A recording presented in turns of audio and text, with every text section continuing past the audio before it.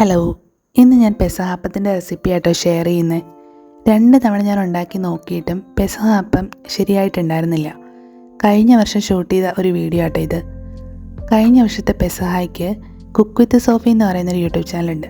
അതിൽ ആൻറ്റി പറഞ്ഞേക്കുന്ന ആ ഒരു കണക്കിന് കാര്യങ്ങളൊക്കെ എടുത്തിട്ട് ഞാൻ എല്ലാം ഒന്ന് കറക്റ്റായിട്ട് ചെയ്ത് നോക്കി. അപ്പോൾ എനിക്ക് കറക്റ്റായിട്ടുള്ള പെസഹ അപ്പം കിട്ടി. അപ്പോൾ ആ ഒരു റെസിപ്പിയാണ് ഞാനിവിടെ ഷെയർ ചെയ്യുന്നത് കേട്ടോ. അതിന് വേണ്ടിയിട്ട് നമുക്ക് പച്ചരി വേണം, പിന്നെ ഉഴുന്ന് വേണം. എൻ്റെ കയ്യിൽ ഈ ഒരു മെഷറിംഗ് കപ്പിൽ 2 കപ്പ് പച്ചരിയാണ് ഞാൻ എടുക്കുന്നത് കേട്ടോ. 1 കപ്പ് ഉഴുന്നുപരിപ്പും പിന്നെ 2 കപ്പ് പച്ചരി, അങ്ങനെയാണ് എടുക്കുന്നത്. ഇത് രണ്ടും നമ്മൾ സെപ്പറേറ്റ് ആയിട്ട് 2 പാത്രങ്ങളിലായിട്ട് എടുത്തിട്ട് നന്നായിട്ട് കഴുകണം.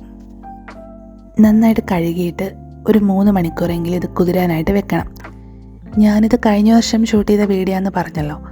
അപ്പോൾ അന്ന് ഞാനൊരു 11 മണി 12 മണിയൊക്കെ ആയപ്പോഴാണ് പെസഹ വ്യാഴ്ചയുടെ അന്ന് ഇതിങ്ങനെ കഴുകാനായിട്ട് എടുത്തത്. പിന്നെ ഞാൻ 3 മണിക്കൂറല്ല പക്ഷേ അന്ന് വെച്ചത്, ഞാൻ 3 മണിക്കൂറിൽ കൂടുതൽ അന്ന് വെച്ചിട്ടുണ്ടായിരുന്നു. എത്ര സമയം കുതിരുന്നോ അത്രയും നല്ലതെന്ന് തോന്നിയിട്ടാണ് അങ്ങനെ ചെയ്തത് കേട്ടോ. അങ്ങനെ ചെയ്യുന്ന കറക്റ്റാണോ അതൊന്നും എനിക്കറിയില്ല കേട്ടോ. ഞാൻ കുക്കിങ്ങിൽ അത്ര എക്സ്പേർട്ടല്ല. ഇത് ഞാൻ 3ാമത്തെ വട്ടം ഉണ്ടാക്കിയിട്ടാണ് ഈ പെസഹ അപ്പം കറക്റ്റായിട്ട് കിട്ടുന്നത്. ആദ്യമൊക്കെ ഉണ്ടാക്കിയപ്പോഴത്തേക്കിനും അളവ് കൂടിപ്പോവുകയും അങ്ങനെയൊക്കെ സംഭവിച്ചു. എന്തായാലും കഴിഞ്ഞ വർഷം നന്നായിട്ട് കിട്ടി. എന്തായാലും ഈ വർഷം ഞാൻ ഈ ഒരു റെസിപ്പി തന്നെയാണ് ഫോളോ ചെയ്യുന്നത് കേട്ടോ. ഓശാന ഞായറാഴ്ചയ്ക്ക് കിട്ടിയ കുരുത്തോലയുണ്ട്. അപ്പോൾ അത് വെച്ചിട്ട് കുരിശൊക്കെ ഉണ്ടാക്കിയിട്ട് അപ്പത്തിൻ്റെ മേലേക്ക് വെക്കണം.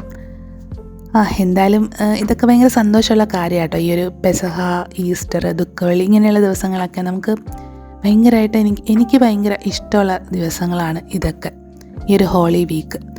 അങ്ങനെ ഞാൻ പച്ചരിയും പിന്നെ ഉഴുന്നും ഇത് രണ്ടും നന്നായിട്ട് കഴുകിയിട്ടുണ്ട്. കഴുകി അതിൻ്റെ കല്ലും കട്ടി അഴുക്കും ചെളിയെല്ലാം കളഞ്ഞിട്ട് നല്ല വൃത്തിയാക്കിയിട്ട് ഇതുപോലെ കുതിരാൻ വേണ്ടിയിട്ട് വെക്കണം. മിനിമം ഒരു 3 മണിക്കൂറെങ്കിലും നമ്മൾ വെക്കണം കേട്ടോ. എന്നിട്ട് നന്നായിട്ട് അടച്ചിതങ്ങോട്ട് മാറ്റി വയ്ക്കുക. ഇനിയിപ്പോൾ വൈകുന്നേരമാണ് ഞാൻ ഇതിൻ്റെ ബാക്കി പരിപാടികളൊക്കെ ചെയ്യുന്നത് കേട്ടോ. ഇനി അപ്പത്തിലേക്ക് ചേർക്കാൻ വേണ്ടി ഐറ്റംസ് ഞാൻ പറയാം കേട്ടോ. ചുവന്നുള്ളി വേണം, വെളുത്തുള്ളി വേണം, തേങ്ങ ചിരകിയത് വേണം. ഈ ചുവന്നുള്ളി കുറേ അധികം വേണം കേട്ടോ. ഈ അപ്പത്തിന് ചുവന്നുള്ളിയുടെ ഒരു ടേസ്റ്റാണ് എടുത്ത് നിൽക്കേണ്ടത്. വെളുത്തുള്ളി ഒരുപാടൊന്നും വേണ്ട. അപ്പോൾ വൈകുന്നേരം ആയപ്പോഴത്തേക്കിനും എന്ന് വെച്ചാൽ 3-4 മണിക്കൂർ കഴിഞ്ഞു. ആ സമയത്തേക്കിനും ഞാൻ നമ്മൾ കുതിർത്ത് വെച്ച അരിയും പിന്നെ ഉഴുന്നുണ്ടല്ലോ നന്നായിട്ട് മിക്സിയിലിട്ട് പേസ്റ്റ് പോലെ അരച്ചുകൊണ്ട് വന്നിട്ടുണ്ട്. ഇത് രണ്ടും നന്നായിട്ട് അരയ്ക്കണം കേട്ടോ. അങ്ങനെ ഈ രണ്ടും കൂടെ അരച്ച് ഞാനൊരു കലത്തിലേക്കാണ് ഇട്ട് വയ്ക്കുന്നത്. ഈ ഒരു കലത്തിലാണ് മിക്കവാറും ഇങ്ങനെയുള്ള കാര്യങ്ങളെല്ലാം ഞാൻ വെക്കുന്നത് കേട്ടോ. അങ്ങനെ നമ്മൾ അരിയും പിന്നെ ഉഴുന്നും നല്ലോണം മിക്സിയിലിട്ട് അരച്ചിട്ട് ഇതിലേക്ക് ഒഴിച്ച് ഇങ്ങനെ വയ്ക്കുക. കണ്ടോ, ഇങ്ങനെ നന്നായിട്ട് അരച്ചെടുക്കണം കേട്ടോ. ഇതിലധികം വെള്ളമൊന്നും ഞാൻ ചേർത്തിട്ടുണ്ടായിരുന്നില്ല. അങ്ങനെ ഒരുപാട് വെള്ളമൊന്നും ചേർത്തത് അരയ്ക്കേണ്ട ആവശ്യമില്ല കേട്ടോ. കാരണം വെള്ളം അങ്ങനെ കൂടിപ്പോയാലോ എന്ന് പേടിച്ചിട്ടാണ് ഞാനങ്ങനെ ചെയ്യാഞ്ഞ്. ഇനി നമ്മൾ ആ തേങ്ങയും പിന്നെ ചുവന്നുള്ളിയും വെളുത്തുള്ളിയും കൂടെ നന്നായിട്ടൊന്ന് ചതച്ചെടുത്തുകൊണ്ട് വരിക മിക്സിയുടെ ജാറിലിട്ട്. എന്ന് വെച്ചാൽ ഇത് ഒരുപാട് അങ്ങനെ അങ്ങനെ പേസ്റ്റ് പോലെ ആവേണ്ട ആവശ്യമില്ല. എന്നാൽ ഭയങ്കര അരയാതിരിക്കുകയും വേണ്ട. അങ്ങനത്തെ ഒരു പരുവത്തിലാണിത് വേണ്ടത്.